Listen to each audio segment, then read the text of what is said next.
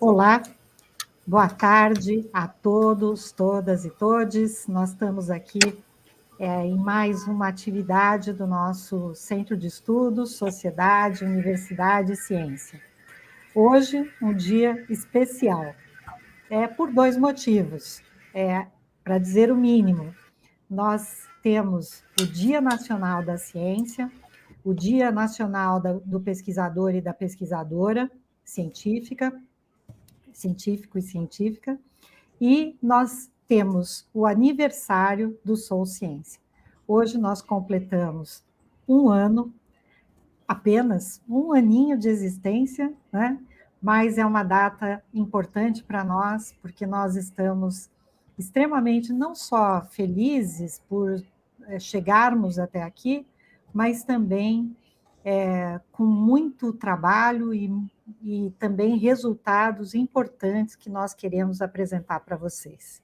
Hoje, felizmente, e a partir dos trabalhos que nós realizamos no decorrer deste ano, nós estamos apresentando dois grandes painéis que contêm muitos dados que estarão disponíveis para todos e todas e que nós podemos utilizar tanto nas nossas discussões, debates, comentários, e também esperamos que possam servir de subsídios para o debate de propostas para a reconstituição dos orçamentos da ciência e também para as propostas para o nosso país.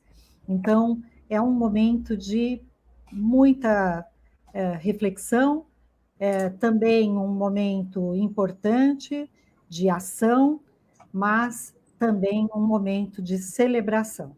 Eu quero agradecer aqui a presença do professor, nesta live, do professor Luiz Carlos Dias, que vai nos ajudar aqui a debater, principalmente o painel que nós vamos apresentar das universidades na pandemia, e também o professor Pedro Halal, que entra daqui um pouquinho, ele já vai estar aqui conosco. Hoje é um Dia Nacional da Ciência, tem muitas atividades, e todos estão passando de uma coisa para outra, o que é bom, né? Depois o Sou Ciência vai fazer a medida das redes sociais no dia de hoje, para a gente ver como é que a gente influenciou também a opinião pública, que isso é um outro ponto, um outro aspecto que nós temos feito também. E nós vamos ter daqui a pouco também o ex-ministro Celso Pancera, que vai nos ajudar, junto com a Thais Cavalcante, a discutir o painel do financiamento que foi lançado ontem, em colaboração com o Instituto Serra Pilheira, com o apoio do Instituto Serra Pilheira. Nós também vamos ter a Jade Percassi, que é a nossa pós-doutoranda, assim como a Thais, especialista em dados, que atuam juntamente aqui no Sou Ciência durante este decorrer dos últimos meses e que nos ajudaram e nos auxiliaram tão bem na execução de tantas atividades que nós desenvolvemos ao longo deste último ano. Na pessoa da Jade e da Thais, eu quero fazer um agradecimento a todos os bolsistas do Sou Ciência, que foram fantásticos, fenomenais. São hoje vários bolsistas de pós-doutorado, tivemos bolsistas de iniciação científica, e temos ainda, e também os membros da nossa equipe de ciência de dados. Então, é muito bom contar com todos e todas vocês, para que nós possamos chegar aqui neste um ano de trabalho e podermos apresentar dados, mas também muita reflexão e, mais importante, que estará disponível para todos e todas aqueles e aquelas que desejarem utilizar os dados. Chegou aqui o nosso ministro Celso Pancera, seja bem-vindo, Pancera, muito bom. Daqui um pouco também o nosso reitor, Pedro Halal. Pronto, vocês combinaram, né? Para chegar juntos aqui.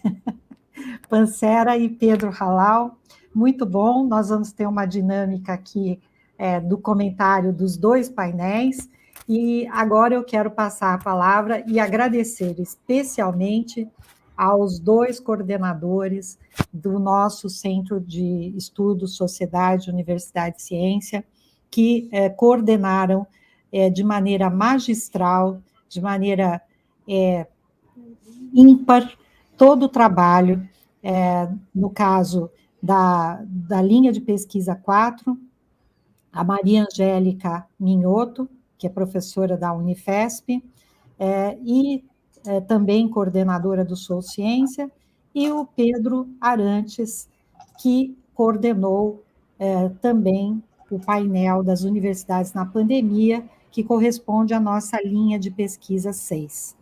Então, primeiro, nós vamos tratar aí do painel do financiamento, e passo a palavra para a Maria Angélica Minhoto. Muito obrigada, pessoal, a todos vocês.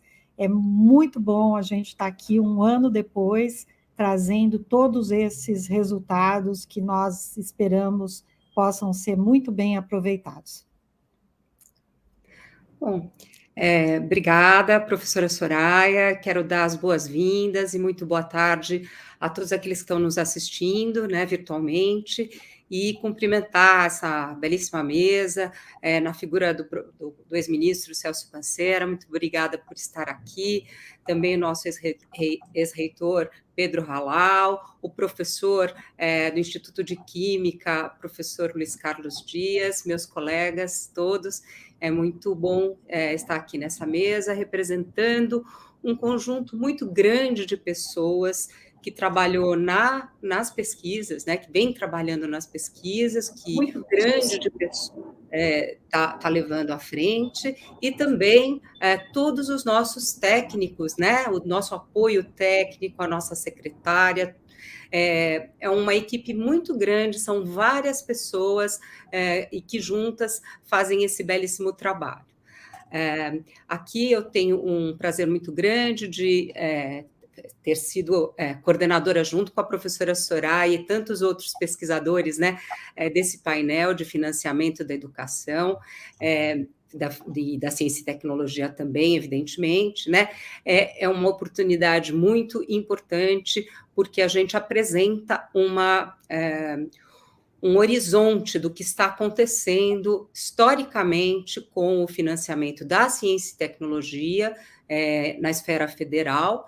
Temos as fundações de apoio à pesquisa estaduais também, um retrato muito grande, e também do financiamento e expansão das universidades públicas federais, não é? Então, com este cenário, né, de 2020 para 2010 para 2020, enfim, a Thais vai mostrar os dados direitinho, né? Nós podemos pensar, né, um futuro, né, uma mudança de rumos, que eu acho que é extremamente necessária, tendo em vista os diversos cortes que nós sofremos recentemente, tanto na área da ciência e tecnologia, quanto na área do financiamento das universidades públicas.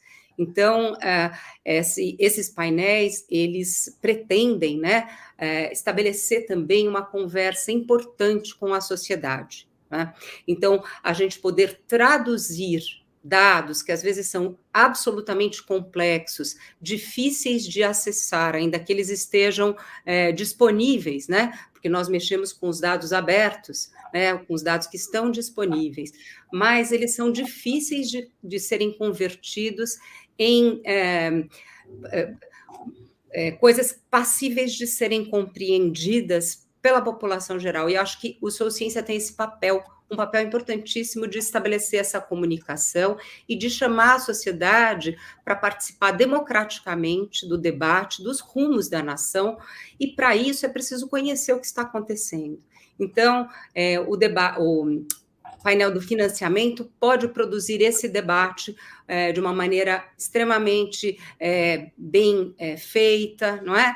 Com os dados organizados. Então, vou pedir, Thais, para você entrar aqui, abrir o painel, mostrar para a gente, né? Dar essa visibilidade que a gente está tanto querendo. Então, Thaís, eu passo a bola para você e vou comentando junto contigo o que a gente vai ver nesse painel. Obrigada, Thaís. Obrigada, Angélica. Aproveito a oportunidade para cumprimentar todos da mesa. É um prazer estar aqui, um prazer apresentar o painel para a sociedade. E é realmente uma grande alegria estar com esses dados abertos, disponíveis e que possam, então, ser consultados tanto pelo público especialista quanto pela sociedade em geral. Eu vou aqui brevemente apresentar um pouco do que temos, do que podemos encontrar nesse painel do financiamento da ciência e tecnologia e da educação pública, da superior pública no Brasil, e apresentar principalmente os principais dados e achados que temos aqui, que podem ser consultados, e como a Angélica colocou, a partir dessa linguagem mais atrativa, né, mais acessível, e foi o que buscamos desenvolver ao criar este painel com esse tema tão importante, que é o financiamento da ciência e tecnologia, né? Então, a gente tem, nesse painel, 3 eixos principais que orientam a pesquisa. A gente tem a execução orçamentária, a gente traz aqui no painel uma análise sobre as 28 unidades orçamentárias, temos também uma análise sobre as fundações de amparo à pesquisa, as 26 fundações estaduais de amparo à pesquisa, e também temos uma análise sobre o orçamento executado, o orçamento liquidado das universidades federais, né, das 69 universidades federais, temos uma avaliação geral, global sobre elas, e o que tem acontecido nessa avaliação, a gente discute um pouco, apresenta um pouco os dados sobre o que tem acontecido no financiamento dessas instituições, dessas universidades federais. Então, são esses os 3 principais eixos que orientam a configuração, que orientam o estudo deste painel, né? Então, esse é o nosso painel com os nossos 3 principais eixos. Além desses 3 principais eixos, a gente também traz aqui alguns eventos importantes que orientam, que contam um pouco da história do que aconteceu com a ciência e tecnologia nos últimos anos. Se a gente entrar um pouco aqui, se a gente for conhecer um pouco melhor os nossos dados, eu vou aqui rapidamente apresentar para vocês como esses dados podem ser encontrados e a maneira com que construímos, de forma que eles estivessem abertos e fossem de fácil compreensão. Aqui a gente tem algumas informações que são informações já orientadoras, que fazem com que a sociedade em geral possa compreender melhor os próprios dados, né? Então, a gente traz aqui conceitos técnicos que são importantes para aqueles que não são especialistas na área, que possam ser introduzidos a essas informações e possam compreender melhor os dados que vão encontrar adiante ao navegar aqui nos dados, nas informações que estão disponíveis no painel como um todo. Então, a cada página, a gente traz informações importantes que dizem respeito tanto à forma com que isso foi construída, a nota metodológica, quais são os principais resultados de cada uma das análises, aqui no caso, a análise de cada uma das 28 unidades orçamentárias, né? Aqui a gente encontra as 28 unidades orçamentárias, e como que isso pode ser interpretado. Então, aqui fazemos uma avaliação, uma breve avaliação de cada uma dessas unidades orçamentárias, no período na série histórica de 20 anos, pouco mais de 20 anos, e conseguimos, a partir disso, então, entender um pouco como é que se deu, como ocorreu o financiamento da ciência e tecnologia de uma forma geral, quais foram as principais quedas que ocorreram, a partir de qual período a gente consegue, então, fazer essa abordagem geral a partir dos dados que estão disponíveis aqui. Como eu disse, nós temos 3 eixos principais, além da execução orçamentária, e para avaliar esses dados, né, utilizamos principalmente, a nossa principal fonte de dados foram os dados do CIOP, né, que foram levantados, tratados e analisados e estão organizados aqui nessa página principal das unidades orçamentárias. Além disso, temos também os dados das 26 fundações de amparo à pesquisa. Aqui nós também trazemos informações gerais para que a sociedade civil possa compreender também aqueles conceitos que dizem respeito, sobretudo, à análise que foi feita sobre essas fundações de amparo à pesquisa, e temos, então, uma avaliação sobre o orçamento dessas fundações estaduais e como é que esses orçamentos eles foram executados no decorrer do tempo por cada uma das fundações, a partir tanto dessa perspectiva, né, da execução, quanto uma comparação feita com o que estava previsto aqui na LOA, né, no orçamento previsto, e também como é que a gente pode entender isso no que diz respeito à divisão regional, por exemplo, né, a gente faz uma avaliação regional sobre como se dá essa distribuição e a contribuição de cada uma dessas agências, tanto no que diz respeito às FAPs, quanto no que diz respeito às agências nacionais. Para o eixo das universidades federais, também fazemos uma avaliação geral, uma análise geral sobre o financiamento das universidades federais, entendendo como é que houve, ou se deu a distribuição do orçamento, no que diz respeito ao que foi investido nas universidades, e também no que diz respeito a outras despesas. Então, aqui a gente traz informações que estão lá, são dados abertos lá da Câmara dos Deputados, que a gente trouxe esses dados, a gente organizou esses dados de modo a tornar eles mais organizados e de mais fácil compreensão, para que a gente possa entender o que aconteceu com o orçamento das universidades nesse período que vai de 2005 a 2019. Então, a gente faz uma breve avaliação aqui sobre as despesas correntes das universidades, sobre os investimentos, sobre a queda nos investimentos das universidades federais, e apresenta também uma avaliação sobre isso. Então, esses dados foram organizados a partir dos dados da Câmara, foram deflacionados para que a gente possa compreender melhor toda essa queda e no investimento, e a compreender o que aconteceu com o financiamento da ciência e tecnologia nos últimos anos. Obrigada, Thaís, é ótimo, né?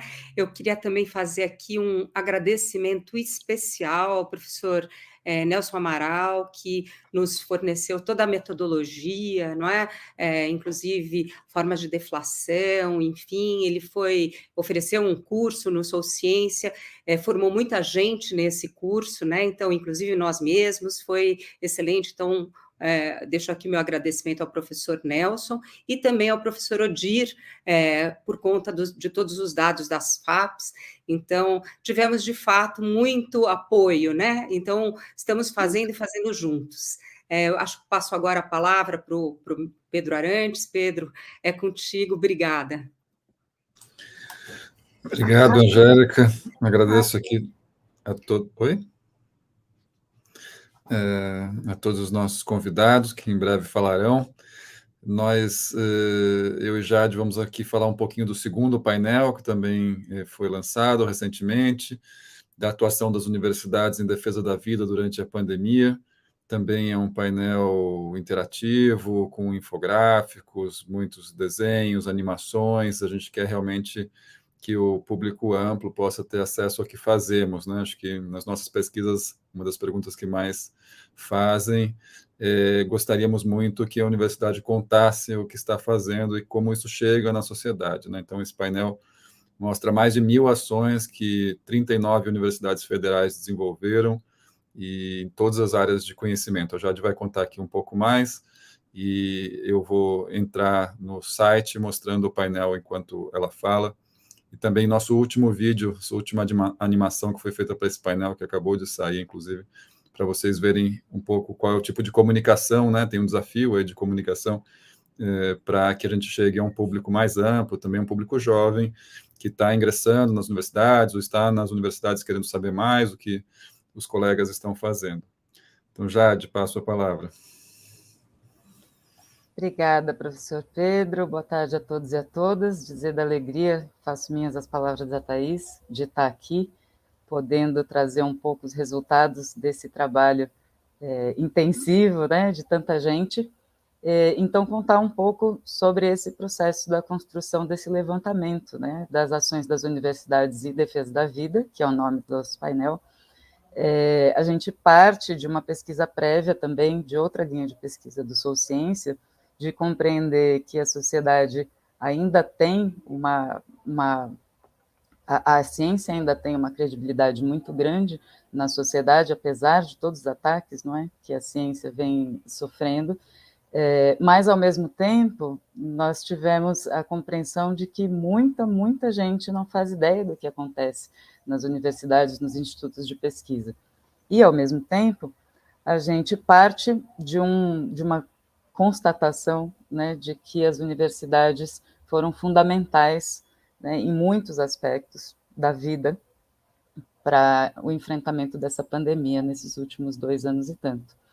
Então, para a construção dessa sistematização e poder trazer esses dados abertos e disponíveis, nós tivemos aí uma longa trajetória, né, em parceria com a Andifes, né, e também com o apoio dos nossos pesquisadores, pesquisadoras do Sou Ciência, do Comitê Científico. Especial agradecimento aqui ao professor James Houston, ao professor Arthur Chioro, entre outros e outras, de criar um formulário qualitativo, né, e fazer uma busca ativa junto às universidades federais, e assim, o Pedro já disse, tivemos 39 universidades que responderam com uma qualidade muito grande, mas também com uma quantidade muito grande de ações em diversas áreas do conhecimento.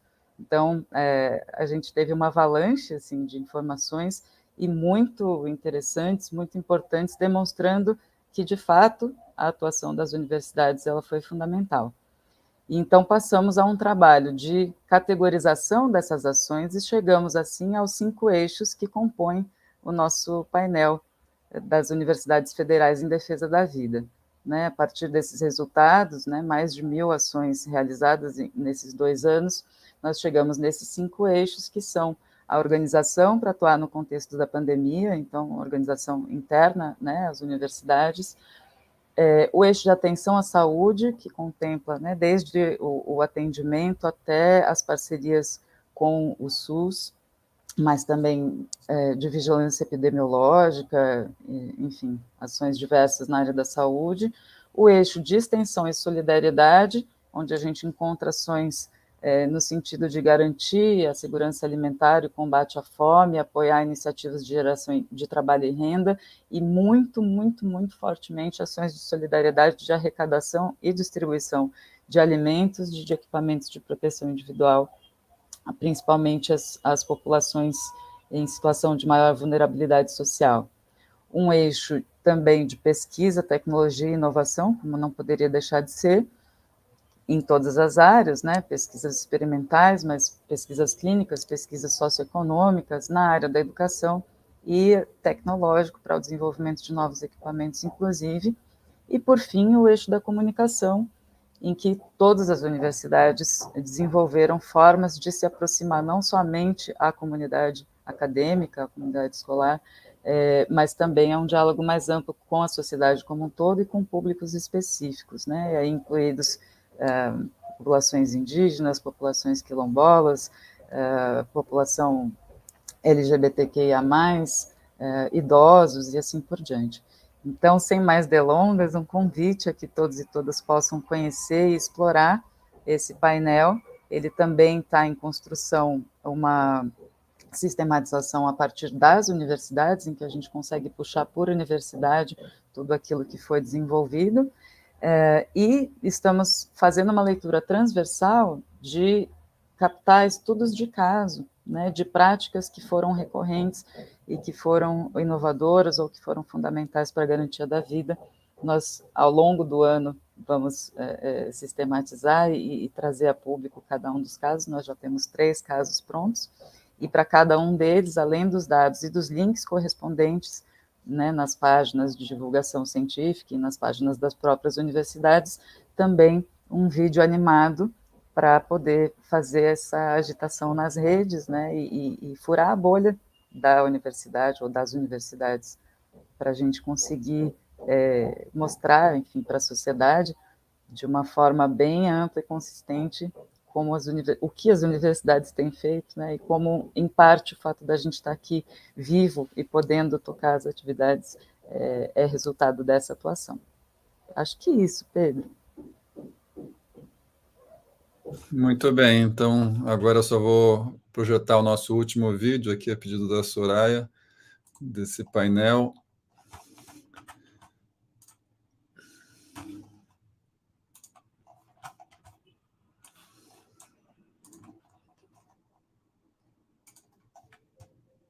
Você sabia que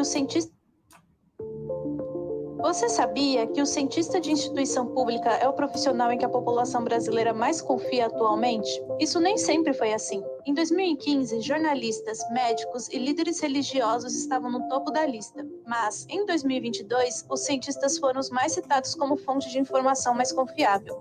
Um dos motivos desse crescimento de popularidade e confiança foi a atuação de pesquisadores e pesquisadoras das nossas universidades, produzindo informação confiável sobre a pandemia e o vírus, sobre prevenção, tratamento adequado e eficácia das vacinas. As pessoas aderiram em massa à vacinação porque nossas universidades comprovaram a segurança dos imunizantes, testados em cooperação com os laboratórios das federais. As vacinas brasileiras também estão em desenvolvimento, mas os cortes de investimento dos últimos anos e a falta de apoio à ciência e às universidades reduziram nossa agilidade de resposta e pesquisa.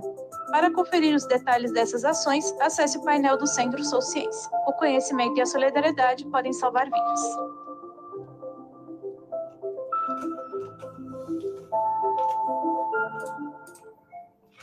Muito bem, então agora, Soraya, passamos aos nossos convidados. Primeiro será o ministro Panzera, é isso, Soraya? Vamos discutir os painéis, né? Por isso acho que é muito bacana ter o ex-ministro Celso Panzera, que nos ajudou, inclusive, a compreender uma parte dos dados do financiamento, quando nós estávamos fazendo os levantamentos, e nos ajudou a decifrar essa parte, uma parte da questão relacionada ao FNDCT, ao Fundo Nacional de Desenvolvimento Científico e Tecnológico, porque um dos dados que mais nos chama a atenção hoje pelo painel é que nós sabemos, e isso foi registrado amplamente ontem, quando colocamos o painel no ar, e foi registrado por várias reportagens, né, na mídia, e hoje também, do sumiço de 35 bilhões de reais. Né? Então, a pergunta que todos nós fazemos hoje é: para onde foi o dinheiro do FNDCT? Esta é uma grande questão que nós levamos ao ministro Celso Panzera, e ele nos ajudou a falar sobre esse assunto quando nós estávamos validando os dados. Então, eu queria passar a palavra, esse e outros, né? Só para mencionar mais um dado estarrecedor, o Pedro, eu e Pedro sabemos bem do que se trata, porque fomos reitores neste período. Nós temos uma queda de 96% no investimento nas nossas universidades federais. Então, estes dois dados foram dados chocantes que nós gostaríamos que você, Celso, pudesse comentar um pouco. Muito obrigada por estar aqui com a gente. Obrigado, Soraya. Eu que agradeço, né, essa oportunidade de estar falando com Sou Ciência. Essa iniciativa muito interessante que vocês tiveram aí da Unifesp, que se espraiou, né, criou capilaridade para o Brasil todo, né? Também o Pedro Arantes, o Pedro Fiore, né, também da Unifesp, a Maria Angélica Minhota, a Thaís, que nos ouviu na outra fala também, quando nós falamos sobre os números, né? A Jade e o Pedro Alau, reitor aí, que também enfrentou o tiroteio bolsonarista recentemente aí, né? quando da sua reeleição à reitoria da UFPEL. Mas eu acho interessante esse painel, Soraya, para jogar um pouquinho de luz sobre essa questão do financiamento, né, no Brasil, né, da ciência, tecnologia e inovação. Porque quando a gente olha aqueles gráficos, pode ver que eles são inconstantes, os gráficos, né? Quando a linha, ela não tem uma sequência lógica, assim, vamos dizer assim, ou decrescente ou crescente, ele vem sempre em espasmos e de repente cai, um espasmo negativo, né, de 2016 para cá, nos investimentos, especialmente do FNDCT. E a gente trabalha, e um outro, que é uma informação importante, é que a partir de 2000, o último número publicado pelo MCTI, sólido, foi em 2018, 2019, 2020, 2021, o Ministério não produziu os relatórios financeiros de gastos, né? Aí não sabia, não pensamos, porque iria ficar claro o que aconteceu, que foi a redução drástica nos investimentos, né, do parte da MCTI e também da CAPES.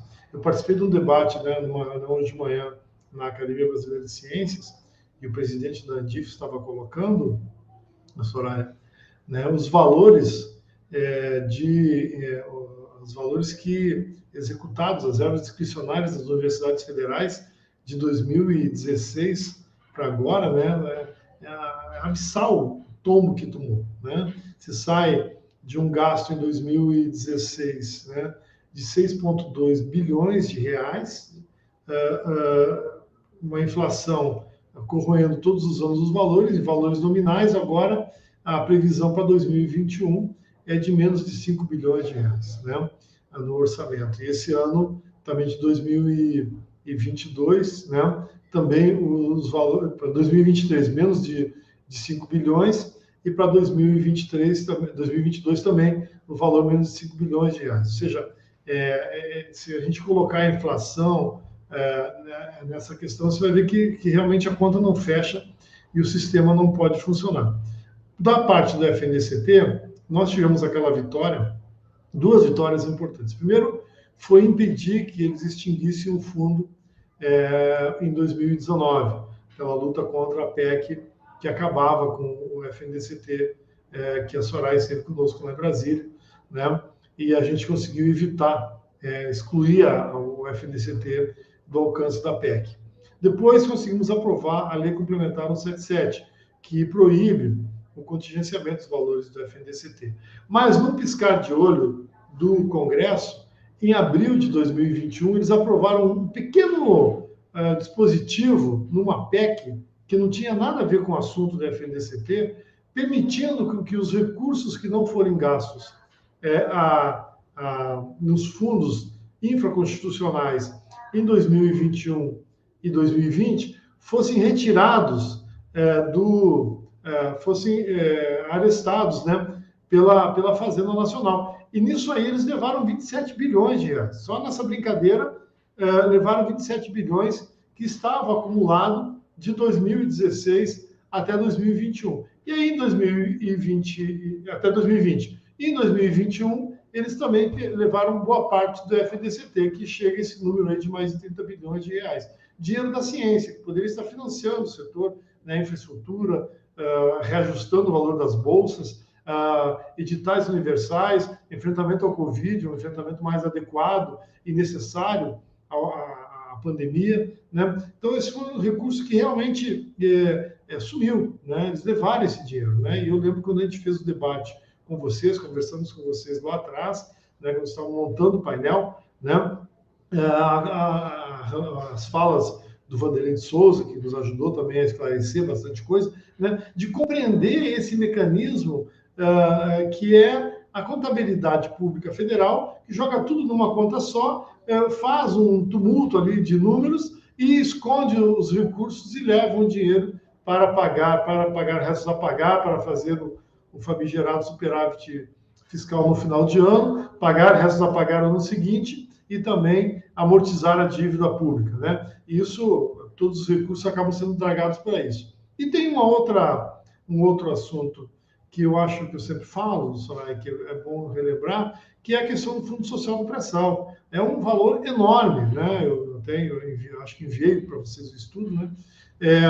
É um valor enorme. O Fundo Social do Pré-Sal vai arrecadar entre 2023 e 2032 620 bilhões de reais. 620 bilhões é muito dinheiro, né? Disso, metade já tem destinação, que é 37,5% vai para a educação, 12,5% vai para a saúde, e metade desse dinheiro, ou seja, mais de 300 bilhões de reais, vai ficar lá perdido nas calenas para a Fazenda Pública usar isso para pagar dívida, amortizar dívida, resolver problemas do governo, né? Quando nós reivindicamos que 25%, ou seja, metade disso que vai ficar retido, venha para a ciência, tecnologia e inovação. Estamos falando em algo maior do que a FNDCT, inclusive, né? É maior que a FNDCT. Então, esse é um outro número que é importante jogar luz. E eu acho, assim, nesse dia aí que a SBPC faz aniversário, que a gente comemora o Dia do Pesquisador Cientista Brasileiro, que é uma data importante para o setor, né? A gente fazer esse debate, né? E jogar luz sobre esses números, que a sociedade tem que saber disso, né? Ela tem que, a hora que quiser tomar conhecimento, ter onde buscar a imprensa, os pesquisadores, as pessoas que trabalham na área de educação e pesquisa, mas também a sociedade, né? Saber o que está sendo feito com o dinheiro que é arrecadado na fonte, né, pelas empresas, para os fundos setoriais, para financiar a ciência, que o governo desvia para outras finalidades, e comprometendo o futuro do país. E é a mesma coisa a questão do Fundo Social do Pré-Sal. O governo está tentando acabar com o Fundo Social do Pré-Sal, mas enquanto ele não consegue, ele pega uma parte disso e joga para usar naquilo que não é a finalidade do Fundo Social do Pré-Sal. E a gente tem que lutar contra essas coisas, denunciar, fazer as campanhas necessárias, né, para que não se torne pior ainda a situação. Mas eu queria parabenizar, Soraya, vocês e todos do Sociência pela iniciativa, né, excelente iniciativa. Eu ajudei a Soraya a construir a Iniciativa para a Ciência e Tecnologia no Parlamento, que é uma outra instituição que surgiu recentemente e que tem sido um locus, né, de debate das entidades sobre a ação em Brasília, que também é muito interessante. A Soraya nos ajudou a construir, consolidar isso, representando a Andifes, né? E também a Soraya empreendeu junto com a equipe dela, com essa equipe que trabalha com a Soraya, enfim, né? Essa questão do Sociência, que está, de fato, virou um blog de acesso, né? Bastante amplo, né? Além das pessoas que militam no setor, né? Para esclarecer a sociedade. Então, esse debate na data de hoje eu acho importante, né? Eu até fico bastante feliz de ter participado um pouquinho a esclarecer esse debate e, obviamente, estou à disposição de vocês sempre que for necessário.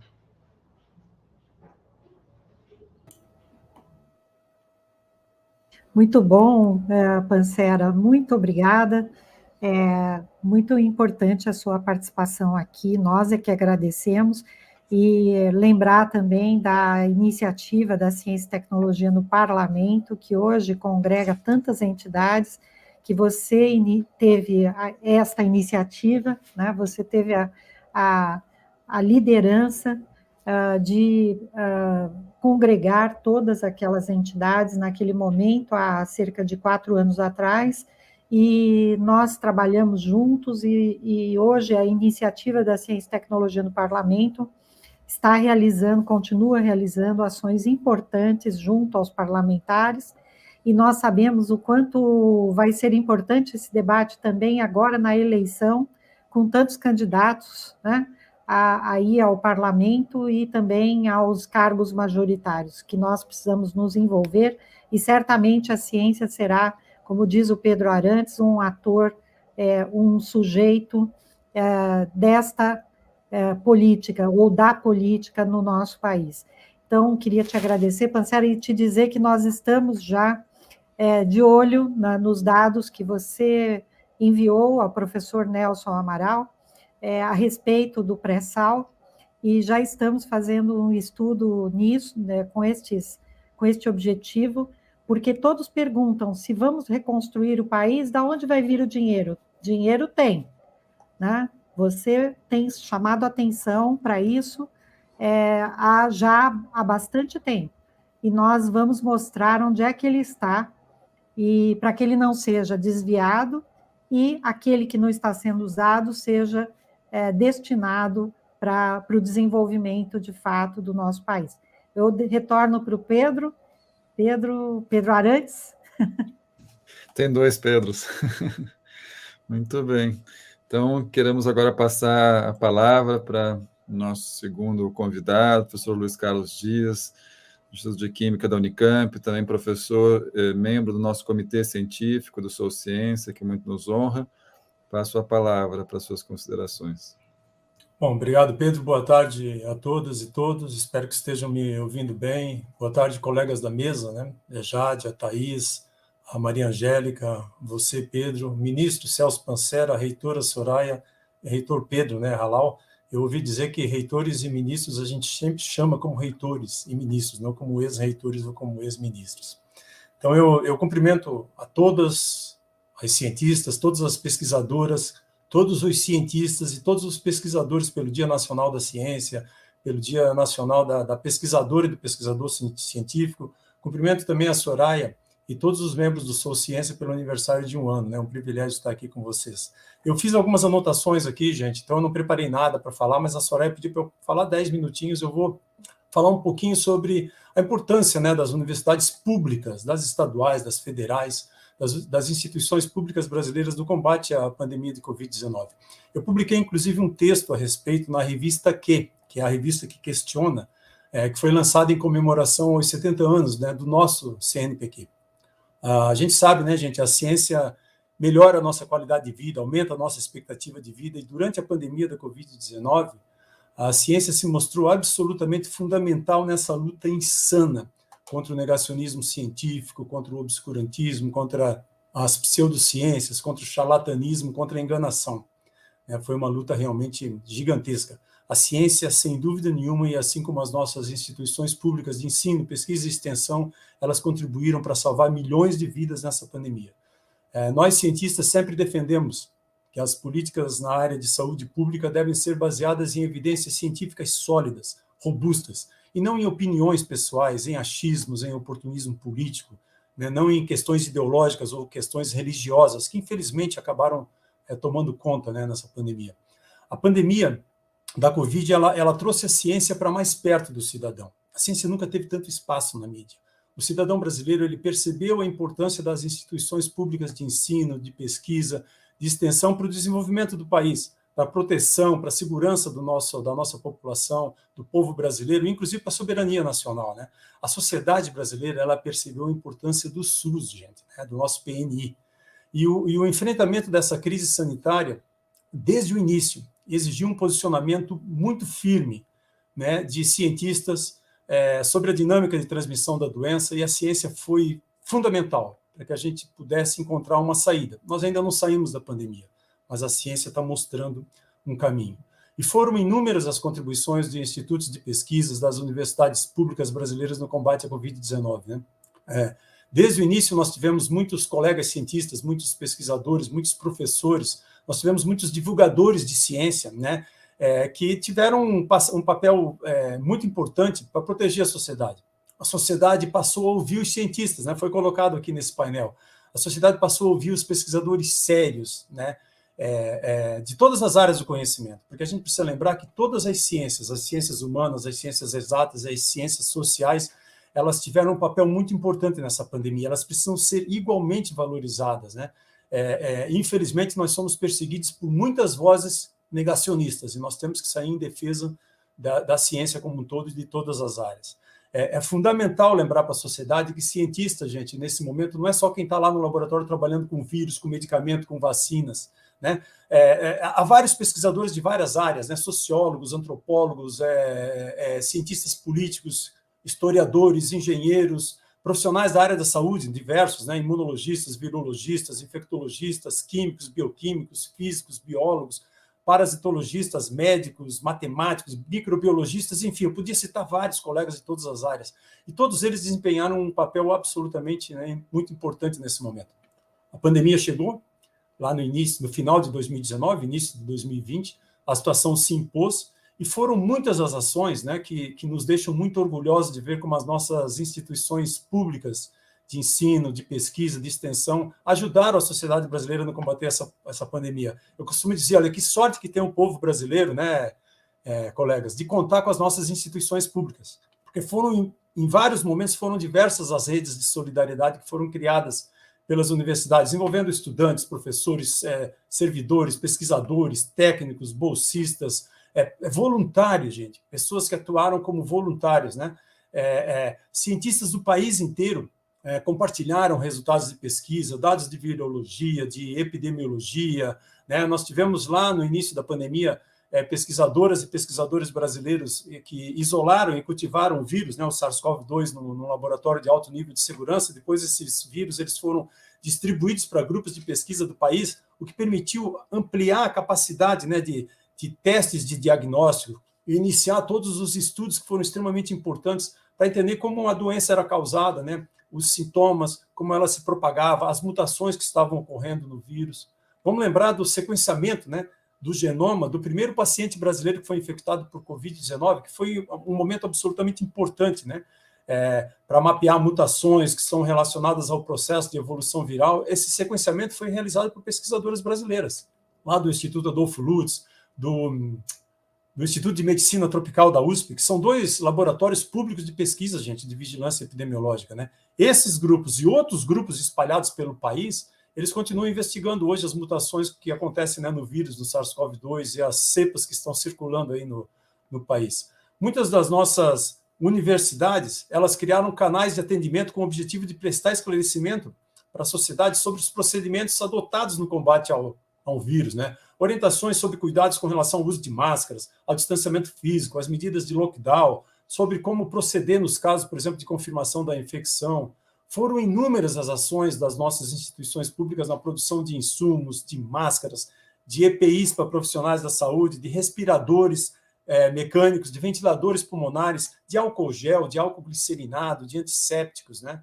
Então, muitos grupos utilizaram inteligência artificial para prever as curvas de crescimento, a aceleração da Covid no país, criaram modelos para prever, inclusive, a projeção de casos. Nas nossas universidades, nós tivemos uma atividade muito intensa na criação de testes rápidos, né? Testes sorológicos para detectar a presença do vírus, né? Muitos estudos sobre a transmissão do vírus, a possibilidade de transmissão do vírus pela gravidez, alterações no olfato, paladar, né, em pessoas infectadas, sobre Covid longa, que é algo que preocupa muito a gente até hoje, né?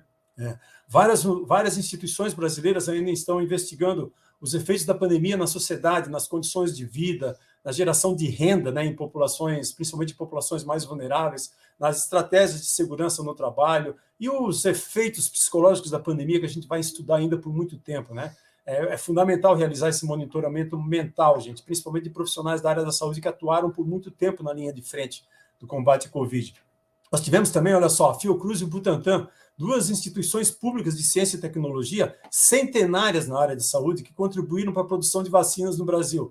As vacinas foram uma resposta absolutamente extraordinária da ciência. As vacinas salvaram vidas, milhões de vidas. As vacinas, gente, em uso hoje contra a Covid, elas mudaram o curso natural da doença, né? E muitas universidades brasileiras, muitos institutos de pesquisa aqui participaram, gente, vamos lembrar disso, incluindo a Unifesp, de ensaios clínicos das vacinas que estão em uso hoje no Brasil, né? Foram inúmeras as plataformas criadas nas nossas universidades para esclarecer a população brasileira sobre as mentiras espalhadas com relação à Covid-19. Nós vimos os cientistas na mídia todos os dias, de manhã, de tarde, de noite, esclarecendo a população, alertando a população sobre o perigo na disseminação de fake news, né? Nesse cenário que já era absolutamente complexo, sempre defendendo a vida, sempre defendendo a vacinação, as medidas não farmacológicas. Mas hoje, nós precisamos sim, né, de algumas ações mais qualificadas de divulgação científica. A população precisa entender que a ciência não é uma questão de opinião, a ciência é uma questão de argumentos lógicos, baseados em evidências científicas sólidas, robustas. E para nós desmistificarmos a ciência, gente, nós vamos precisar intensificar as nossas atividades de divulgação científica. Essas atividades vão passar a desempenhar um papel fundamental em aproximar mais a sociedade da ciência. Nós lutamos nessa pandemia, né, contra pseudocientistas, muitos de nós aqui, alguns políticos, alguns líderes religiosos, jornalistas, alguns médicos, que, em determinados momentos, reivindicaram seus status científicos, usaram valores de autoridade, se apropriaram de discursos científicos com o objetivo de propagar, infelizmente, conteúdos falsos, mentiras assassinas, mentiras que tiraram vidas. Eles, em vários momentos, criaram narrativas falsas, criticaram as medidas protetivas não farmacológicas, criticaram as vacinas, defenderam o kit Covid para um suposto tratamento precoce, questionaram a gravidade do vírus, questionaram a gravidade da pandemia. Eles até hoje atacam as nossas universidades, as nossas instituições públicas, os nossos órgãos públicos de pesquisa que produzem conhecimento.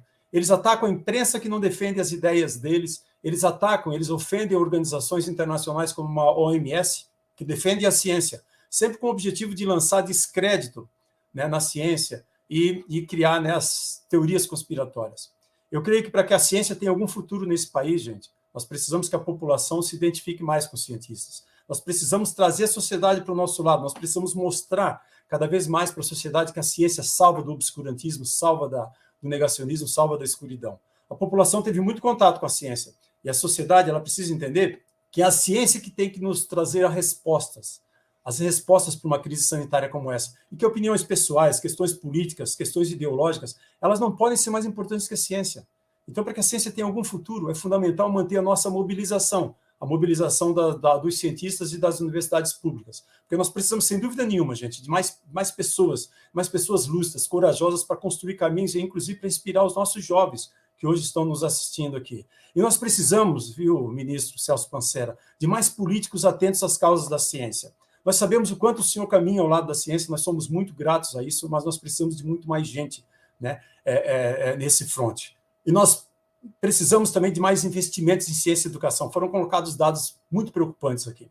Fazer ciência nesse país, fazer ciência nesse momento no Brasil, gente, é uma questão de resistência. Nós somos resistentes, né? A atividade científica no Brasil, ela vem sofrendo inúmeros cortes nos últimos anos, nas verbas para as pesquisas, para as bolsas de estudos para os nossos estudantes, para a estrutura física, para equipamentos nos nossos laboratórios. E a gente sabe que a ciência feita no Brasil ela é de alto nível em todas as áreas, nas humanas, nas exatas e nas sociais.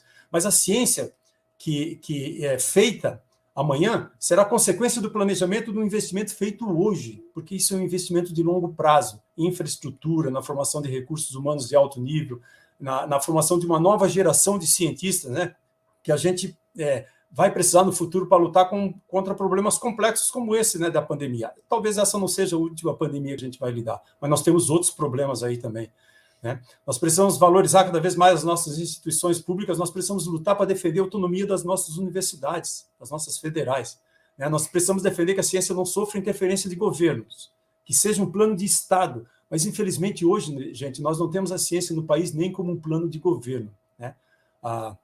A pandemia, ela expôs a necessidade de nós reforçarmos esse sistema de ciência, de tecnologia, de inovação. Nós precisamos disso para que a gente possa transformar a ciência de alto nível, de qualidade que é produzida no Brasil, em ações para preparar o Brasil para enfrentar outros desafios na área de saúde pública, né? Então, o financiamento público é essencial. E nós precisamos de um financiamento estável, de um financiamento contínuo, né? Não esses espasmos, né, como o ministro colocou aqui. Nós precisamos, na nossa universidade pública, precisa de estabilidade para poder planejar ações. Nós estamos vivendo momentos de dúvidas, de incertezas, mas a ciência deu uma resposta fantástica. As universidades públicas e os institutos de pesquisa, gente, deram uma resposta extraordinária e ajudaram, né, as autoridades federais, estaduais, municipais a implementar medidas na área de saúde pública. Mas nós estamos, nesse momento, sendo invadidos por essa infodemia, né, essa disseminação enorme de conteúdos falsos, de várias fontes, que acabam espalhando medo, pânico, né? Mas, felizmente, as universidades e a comunidade científica brasileira atuaram de uma forma muito concreta ao lado da população brasileira e foram sempre fontes de informações confiáveis. Não é à toa, Pedro, que essa confiança da sociedade na população tem aumentado aí, como você colocou, tá? Mas, infelizmente, hoje nós temos também o menor orçamento dos últimos anos e nós sofremos as agressões de um governo que, infelizmente, odeia a ciência, odeia os cientistas, despreza as universidades e despreza os nossos centros de pesquisas públicos. Mas vamos ter certeza, gente, que as nossas universidades elas são um motivo de orgulho para todos os brasileiros. Já finalizando, o cientista, eu costumo dizer que é uma figura que tenta tornar o mundo um lugar melhor para se viver, né? E a sociedade viu que, num momento como esse de grave crise sanitária, a confiança na ciência aumentou. E a Covid mostrou, gente, que não há um mundo seguro sem ciência. Inclusive, esse foi o título do meu texto lá na revista aqui, Não há um mundo seguro sem ciência. Eu finalizo cumprimentando a todas e todos pelo Dia Nacional da Ciência e da Pesquisadora e do Pesquisador Científico. Muito obrigado, gente.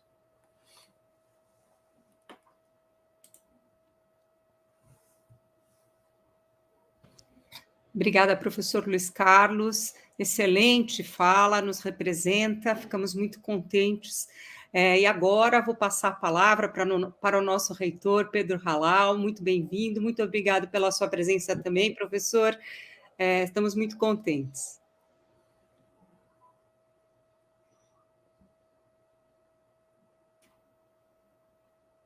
O professor está sem o som.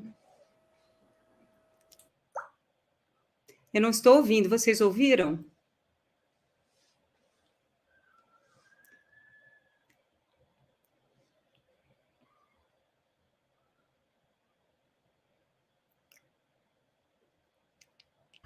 Aperte Command D. Não? Ele entrou. Ele já volta. Isso. Muito bom, Luiz Carlos, muito obrigada pela... Você fez um apanhado geral de tantas coisas, e muitas destes dados, muitas destas informações estão no painel que foi construído com a equipe da linha de pesquisa 6, e que você participou, você e o professor Pedro Halal, que já vai entrar daqui a pouco, também para a construção e dos dados, da maneira como os dados foram apresentados. Além de tudo, temos que fazer um parênteses aqui. Além de tudo, os dois painéis têm uma estética, uma beleza, né? Uma forma simples e rápida de acessar, muito convidativo, fácil de entender. Então, realmente, todas as equipes do Sou Ciência estão de parabéns, e nós temos que só agradecer tanta gente que trabalhou por isso. Pedro Halal, vamos tentar? Não conseguimos. Ô Pedro, vê se você consegue em configurações ali embaixo na sua tela. Ali em configurações, você clica ali, aí você pode mudar o microfone aí, ó, para... você tem ali áudio, você clica, você aparece ali câmera, áudio, plano de fundo. Aí talvez ali você consiga mudar a configuração do teu áudio.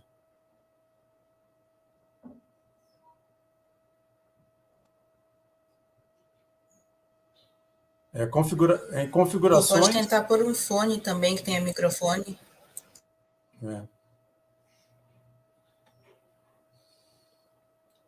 Ok.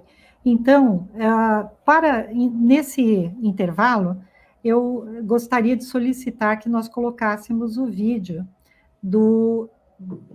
acho que nós podemos aproveitar nesse momento o vídeo do diretor-presidente do Instituto Serra-Pilheira, o Hugo Aguilhanu, que enviou especificamente para este dia e para o trabalho do Sou Ciência, o Instituto Serra-Pilheira, que está agora também apoiando o nosso trabalho. E aproveitando, eu quero agradecer também, é importante fazermos um agradecimento a todos os nossos apoiadores, as nossas universidades federais, que muitas entraram com, inclusive a Unifesp, a partir das suas estruturas, a Tamires, nossa secretária, que nos ajuda a secretariar, assessorar este nosso trabalho, nosso agradecimento especial à Pró-Reitoria de Pós-Graduação e Pesquisa, a Pró-Reitora Lia, e toda a estrutura da nossa Unifesp, da Universidade Federal de São Paulo, além das universidades todas que compõem o Sou Ciência, que são vários pesquisadores de diversas universidades, e, além destes, agradecer a nossa Fundação Tidi Setúbal, na pessoa da Neca Setúbal, que foi a primeira pessoa que se entusiasmou com o nosso projeto, né, e que é muito importante salientarmos, né, esse apoio. A Andifes, o Instituto Ideia Big Data, na pessoa do Maurício Moura, que é também pesquisador da Georgetown University e também atua nas pesquisas de opinião, a Folha de São Paulo, que tem nos acolhido em praticamente tudo que nós propomos, e eles têm muito entusiasmo pelo que nós estamos fazendo também. E, finalmente, o vídeo nós vamos deixar para o final, então, porque o Pedro Halal retornou. Pedro, por favor. Pessoal, em primeiro lugar, eu queria pedir desculpas a todas e a todos. Inacreditável, eu fiquei aqui desde o começo, ouvindo tranquilamente todas as manifestações, e chegou na minha hora de falar, por algum motivo meu microfone não estava funcionando. Então eu tive que entrar aqui pelo celular. Peço desculpas novamente pelo problema técnico. Queria agradecer ao Sou Ciência pelo convite, queria parabenizar todas as pesquisadoras e pesquisadoras pelo Dia da Ciência. E eu preparei um roteiro aqui de 10 minutos, vou tentar falar em 8, Soraya, devido ao problema técnico. Mas, assim, iniciando sobre a questão de como que as universidades são importantes para a nossa sociedade, porque eu acho que uma coisa importante que a gente tem conseguido, mas a gente tem que cada vez mais ressaltar, é como as universidades são importantes para o Brasil. A gente vai falar daqui a pouco sobre a questão da universidade no enfrentamento da Covid, já foi muito bem dito pelos colegas que me antecederam sobre as inúmeras iniciativas que as universidades fazem, mesmo num cenário de falta de investimento, mas tem algumas coisas que são mais ou simbólicas, ou eu diria mais diferentes. O que eu quero dizer com isso? Primeira coisa simbólica da gente tratar as universidades como um patrimônio do Brasil. As universidades públicas são um patrimônio da população brasileira. As universidades públicas, elas formam no ensino superior pessoas que são os primeiros das suas famílias a se formarem. Quantas vezes, numa cerimônia de formatura, tenho certeza que a Soraya passou por isso também, a gente está lá como reitor ou como reitora no palco e daqui a pouco a gente se pega caindo lágrima, porque vê que aquela pessoa que está se formando é a primeira da família dela a receber um diploma de ensino superior. Mas também uma coisa mais, eu diria, diferente, que é uma forma diferente da gente pensar sobre o papel das universidades. Aí eu quero dar um exemplo de ontem, Soraya. Aqui em Pelotas, no Rio Grande do Sul. Ontem de noite, eu estava com meu filho, com a minha enteada e com a minha esposa. E a gente resolveu sair para jantar. A gente tem aqui em Pelotas, por incrível que pareça, ainda mais nesse momento aí com esse frio, que vocês devem imaginar como é que está aqui no Sul, mas a gente tem uma praia, muito bonita, aliás, a Praia do Laranjal, uma praia de lagoa. E tem um restaurante pequeno ali, um restaurante quase que familiar. E ontem de noite a gente foi jantar lá. Tínhamos até uma comemoração em família, uma coisa bem interna. E daqui a pouco, quando eu cheguei no restaurante, eu me dei conta, tinham 4 mesas ocupadas. Era uma quinta de noite, um restaurante familiar, 4 mesas ocupadas. E aí eu me dei conta que as 4 mesas eram ocupadas pela comunidade da UFPEL. Eram 3 professores, incluindo eu, e uma técnica administrativa na outra mesa, com a sua família.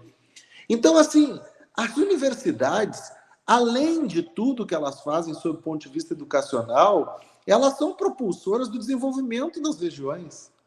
A família que é proprietária daquele restaurante ontem conseguiu que o seu negócio prosperasse porque tinha recursos da universidade, através dos salários que são pagos para nós, que estavam sendo despendidos ali.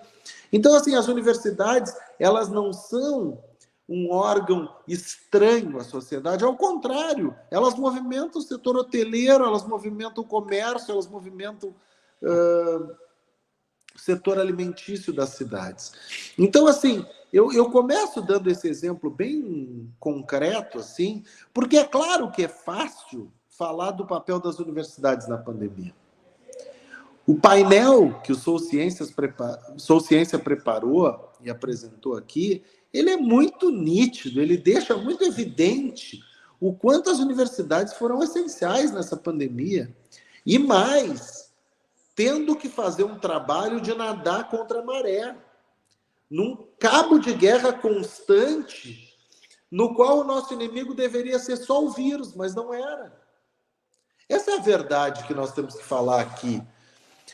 Já seria difícil enfrentar a maior crise sanitária da nossa geração.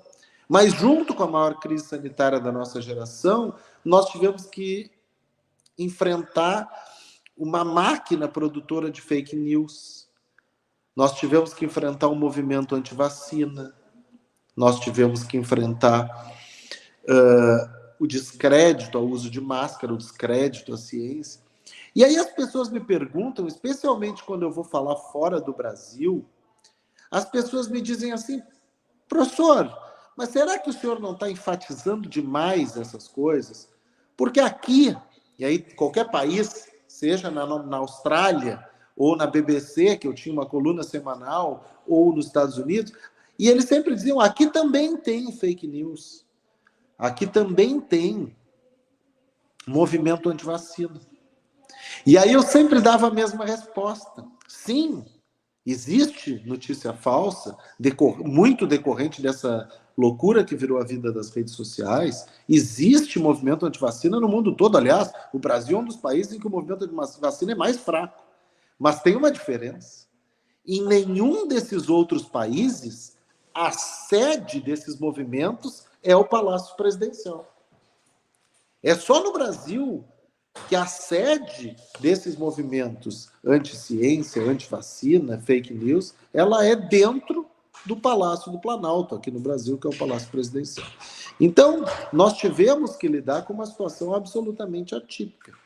E mesmo assim, as universidades fizeram muita coisa. Eu gosto de dar o exemplo aqui de Pelotas, porque, claro, é o exemplo que eu conheço mais de perto. Mas lá no começo da pandemia, alguns de vocês vão lembrar agora quando eu falei, porque ninguém mais lembra disso, mas vão lembrar quando eu mencionar, faltava álcool gel. Lembra que faltava álcool gel? O nosso curso de farmácia se juntou com a Universidade Católica, com o IFE e com algumas empresas locais, e nós começamos a produzir álcool gel para o SUS. Pelotas é uma cidade que tem perto de 400 mil, 350 mil habitantes. Só a UFPEL, no primeiro ano da pandemia, produziu mais de 100 mil máscaras. Porque faltava máscara. Lá no começo da pandemia faltava máscara.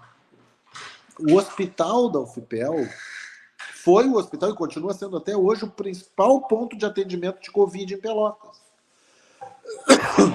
O grupo da epidemiologia, do qual eu faço parte, coordenou aquele que se tornou depois o maior estudo epidemiológico sobre Covid no Brasil.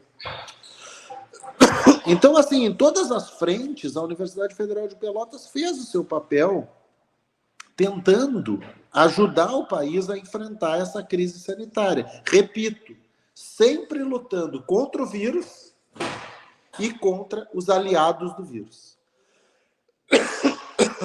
Então, as universidades, elas fizeram um esforço, e esse esforço, obviamente, que deu resultado. Deu resultado porque, como foi muito bem mostrado pelo Pedro, foi muito comentado pelos colegas, a percepção que o público tem sobre as universidades melhorou muito. As pessoas entendem mais o que a gente faz, as pessoas confiam muito nas coisas que nós dizemos. Ao mesmo tempo em que uma manifestação minha no Twitter é invadida por robôs que tentam desqualificar normalmente o interlocutor e não o argumento, 190 mil pessoas seguem o meu perfil no Twitter e a grande maioria delas ouve as coisas que estão ditas ali, lê as coisas que estão ditas ali e aplica no seu cotidiano. Quantas vezes a gente recebe manifestações de carinho das pessoas dizendo que desde o começo da pandemia tem ouvido as coisas que a gente diz. As universidades, elas também ganharam nesse processo não só a confiança, mas elas ganharam um aliado que, para falar bem a verdade, elas não tinham, que foi o povo, em relação à pauta que o nosso primeiro painel trouxe. Nessa loucura que virou a vida com a pandemia, toda essa catástrofe, tsunami da Covid-19, tem um ponto, um efeito colateral positivo. Cada vez que a gente vai agora a público denunciar os cortes nas universidades, denunciar a falta de investimento, denunciar que estão tentando inviabilizar o funcionamento da universidade, a gente tem mais gente ao nosso lado. A população, quando nós fizemos aqueles atos antes da pandemia, no ano anterior à pandemia, acho que foi 2019, a maior manifestação de rua de Pelotas, depois da Direta Já,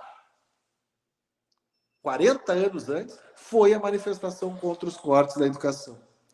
Então, assim como se fosse um pão, que quanto mais se bate, mais ele cresce, as universidades estão em pé.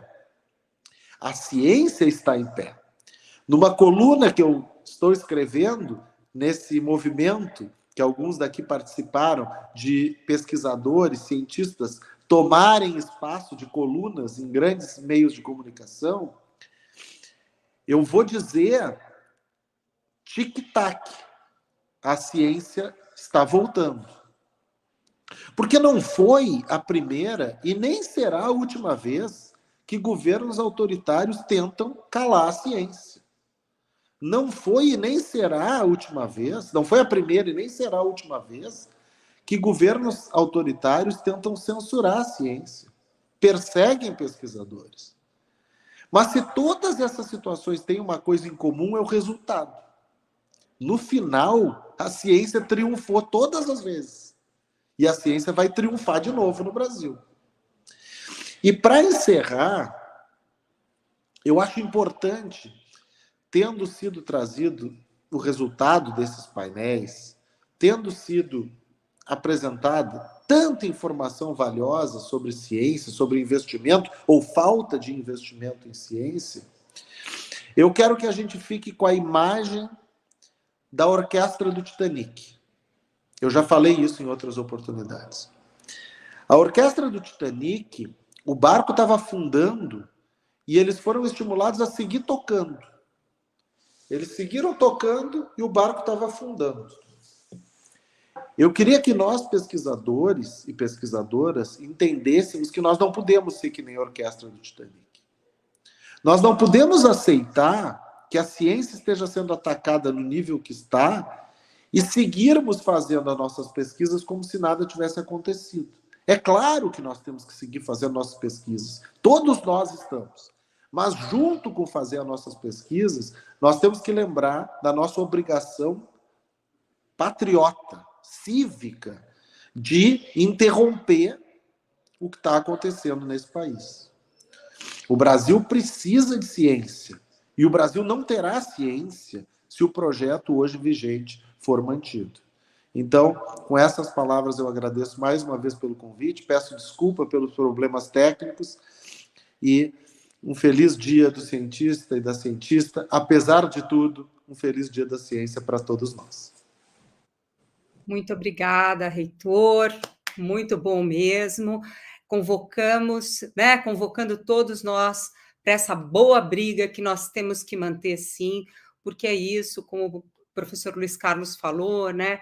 Não há mundo possível hoje sem ciência. Então, muito obrigada pela sua fala. Eu agora vou aqui compartilhar, eu vou buscar compartilhar minha tela com a imagem aqui do nosso vídeo. Peço aí para os colegas avisarem se está aparecendo. Soraya, está aparecendo meu Ainda vídeo? não. A minha tela, não? Ainda não. Ué. Aqui. Vamos ver.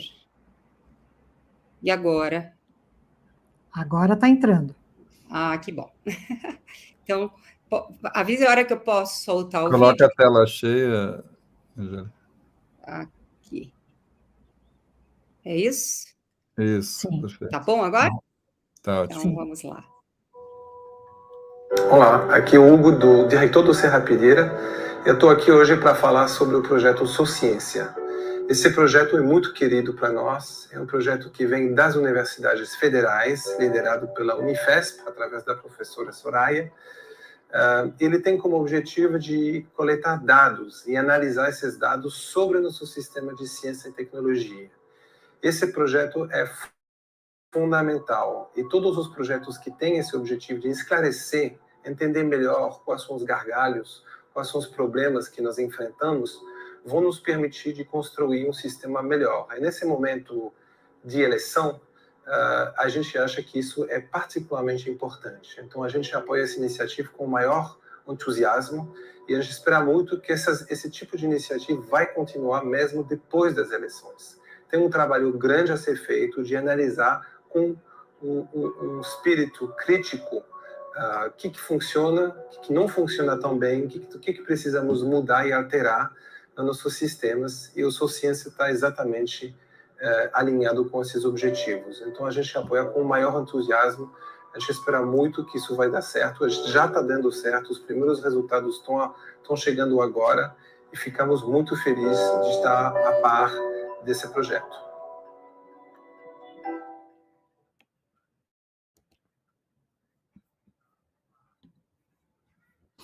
Muito bom, muito bom, muito obrigada. Obrigada ao Hugo também, que é diretor-presidente do Instituto Serrapilheira. Obrigada a todos aqueles todos e todes que nos ajudaram a chegar até aqui, que certamente nós temos ainda muito a fazer, e eu quero terminar dizendo,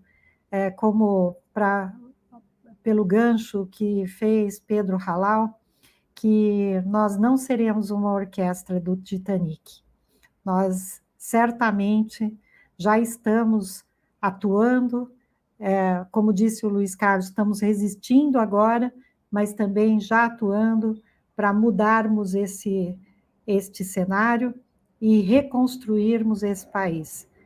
E certamente todo o trabalho que nós temos feito, nós e outros, vejam quantas iniciativas nós temos hoje na sociedade, não só em torno da ciência, mas em torno da saúde, da educação, das políticas públicas, e certamente nós vamos ter uma reconstrução fundamental, importante e rápida, porque se nós enfrentamos uma pandemia daquele jeito que nós enfrentamos, e estamos aqui, né, muito fortalecidos, muito fortes, aliás, muito firmes, nós certamente vamos reconstruir o país com toda a nossa força e com toda a nossa capacidade. Então, para encerrar mesmo o nosso... e depois tem a marcha para aqueles que estão em São Paulo, né? Podem ir imediatamente correndo para a marcha da ciência lá no MASP. Nós vamos encerrando por aqui, e a surpresa é que nós vamos ter a apresentação da Jade Percassi, que, além de pesquisadora, pós-doutoranda do Sociência, é também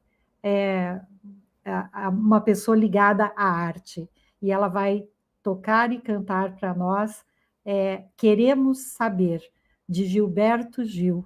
Nada mais apropriado depois de Gilberto Gil ter dito que a ciência e a cultura iluminarão o nosso futuro. Então, Jade, a apresentação é sua. Muito obrigada a todos e todas. Vamos lá, que com arte e ciência a gente vai reconstruir tudo.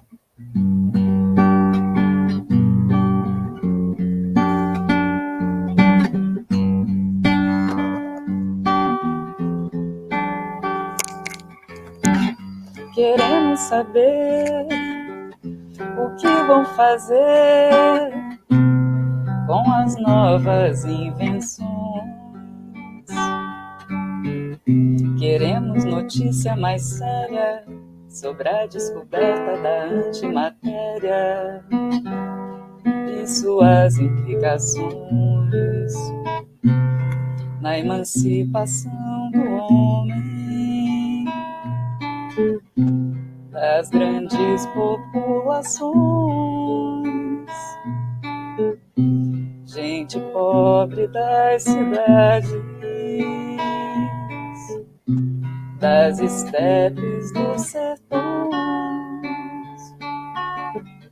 Queremos saber quando vamos ter raio laser mais barato. Queremos de fato um relato, retrato mais sério do mistério da luz, luz do disco voador, pra iluminação do homem, tão carente e sofredor, tão perdido na distância.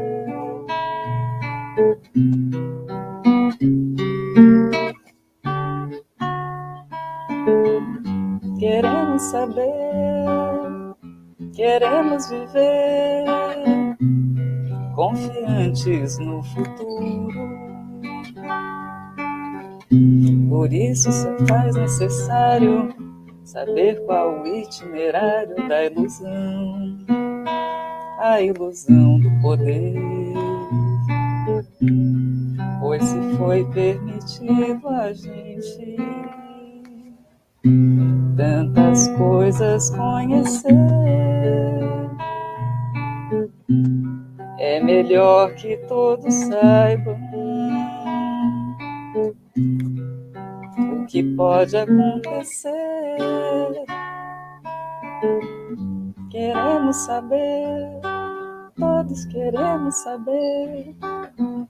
Queremos saber, todos queremos saber.